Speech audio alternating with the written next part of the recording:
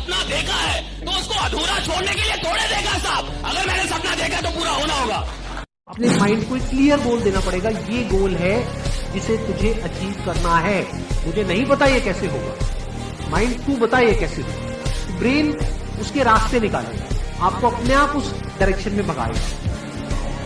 इस दुनिया में ज्ञान से बड़ी चीज है सोच। ज्ञान उसके लिए काम करती है जिसकी सोच बड़ी होती है। जिसकी सोच बड़ी होती है, ज्ञान वाले काम करते हैं उसके लिए। उनको सचिव बना दिया जाता है कि आप सेक्रेटरी रहिए। किसके? नेता के, जो खुद ही अनपढ़ है। उसको सचिव मिला है एक आईएएस।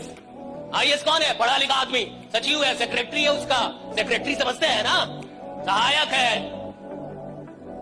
आप समझ रहे दुनिया बनी कैसे की? दुनिया बनी है सोच वालों के लिए, ज्ञान वालों के लिए नहीं। सोच वालों के लिए दुनिया बन। सोच कौन सकता है? बड़ा सोच सकते हैं कि नहीं? बड़ा सोचने में डर तो नहीं लगता?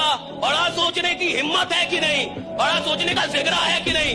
भैया 500 लोग 5 लाख सोच पा रहे कि नहीं? 1 करोड़ सोच पा रहे कि नहीं? दिन का 2 लाख सोच पा रहे। और सुनो, जो सोचेगा उसको दिया जाता है, जो सोच ही नहीं सकता उसे मिलने का कोई प्रश्न ही नहीं उठता। एज मैटर ही नहीं करता। ये मैटर नहीं करता कि आपका उम्र क्या है, आप कब शुरू कर रहे हैं। ये मैटर नहीं करता आपका एजुकेशन क्या है। ये मैटर नहीं करता आप काले हैं कि गोरे हैं, अंग्रेजी आती है कि नहीं आती, परिवार संपन्न है कि नहीं। एक ही चीज मैटर करती है, साला खुद पे भरोसा है कि नहीं। और वो किसी भी उम्र में हो जाए, कोई फर्क नहीं पड़ता।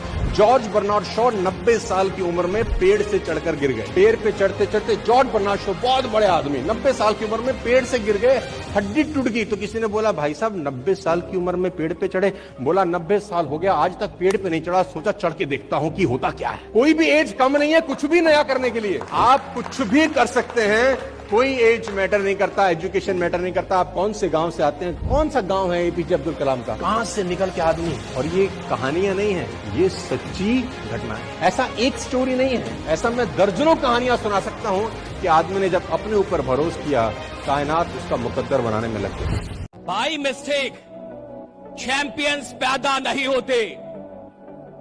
बाय मिस्टेक नंबर 1 एथलीट्स पैदा नहीं होते। बाय मिस्टेक कैरिस्मेटिक लीडर पैदा नहीं होते। ये बाय मिस्टेक नहीं होता साहब, ये बाय प्लानिंग होता है। पूरी प्लानिंग होती है इसके पीछे। एक एक इंच नापा जाता है कि अगर नंबर 1 मुझे धावक बनना है तो मैं इस बात को कि नंबर 1 अभी कौन है दुनिया के अंदर, वो कितना दौड़ता है, कितने देर में दौड़ता है, कितनी तेजी में दौड़ता है, मैं उसे नापूंगा, मेजर करूंगा, कैलकुलेट करूंगा और प्रैक्टिस कर करके पहले प्रैक्टिस में उसे तोड़ूंगा, बाद में जमाने में उसको पीछे छोड़ूंगा। राइट, पहले प्रैक्टिस में। मैंने लाइफ में बहुत बार बेटा, बहुत बार हार देखी है, पर लाइफ में खुद को कभी भी मैंने फेलियर नहीं माना है। बेटा जब भी आप कोई गेम खेलोगे जीवन में, या जीत होती है या हार होती है गुड्डू गुड़िया, कोई भी गेम, तो कोई भी, तू सिक्का भी उछालेगा या तो हेड आएगा या टेल आएगा। तू क्रिकेट खेलेगा या तो तू जीतेगा या सामने वाली टीम, तो या तो तू जीतता है या तो तू हारता है। पर जब तू हारता है ना बेटा, तू सबसे ज्यादा सीखता है जिंदगी में।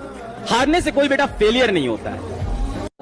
मजदूर क्यों नहीं बड़ा बनता? फिर वो तो सबसे ज्यादा मेहनत करता है, सोचता नहीं है बड़ा। जिस मेहनत में बड़ी सोच नहीं है वो बड़ा परिणाम पैदा कर ही नहीं सकती। अगर तुम मेहनत कर रहे हो और बड़ा सोच नहीं रहे तो भैया मजदूर हो, पहले बड़ा सोचो, बाद में मेहनत करो, परिणाम आएगा। बेटा इतना कामयाब हो जाओ कि तुमसे मिलने को लिए तरस जाए वो आदमी जिसने तुम्हारी बत्ती में आग लगाई थी। अगर रिस्पॉन्ड ही करना चाहते हो तो बिकम सचिन तेंदुलकर। स्लेजिंग का जवाब गाली से नहीं, अपने रन बना के दिया उसने पूरी जिंदगी के अंदर। इवेंट आपकी जिंदगी में कोई डिस्ट्रैक्शन नहीं कर सकते अगर आपका रिस्पॉन्स एक। आज के बाद कोई तुम्हें कुछ मर्जी बोले, टेंशन लेने का तुमको लगना चाहिए इस साले को क्या हो गया है, इसको कुछ बोलो, फर्क पड़ना चाहिए, दिखना नहीं चाहिए। वो खिलाड़ी जो अपनी हार पे आंसू बहाता है, वही खिलाड़ी जीत के आंसू का हकदार होता है। राइट, जो अपनी हार पे आंसू बहाता है। आज से 6 महीने पहले जब हार गए, जब हम वर्ल्ड कप हार गए 50-50 वाला, तो सब लोग रो रहे थे, प्लेयर्स रो रहे थे, खिलाड़ी रो रहे थे और काफी रो रहे थे सब। और देखिए हार पे कौन रोता है? जिसको ये पता था कि जीत मेरी थी। आप हार पे कब रोएंगे? हर इंसान अपनी हार पे नहीं रोएगा साहब। हर इंसान अपनी गरीबी पे नहीं रोता। हर इंसान को रोना नहीं आता। क्यों? क्योंकि रोते आप तब है जब आपसे आपकी कोई चीज छीन ली जाए, जब आपको लगे ये चीज मेरी थी, मेरी होनी चाहिए थी और आपको ना मिले, तब रोना आता है, तब आंसू आते हैं।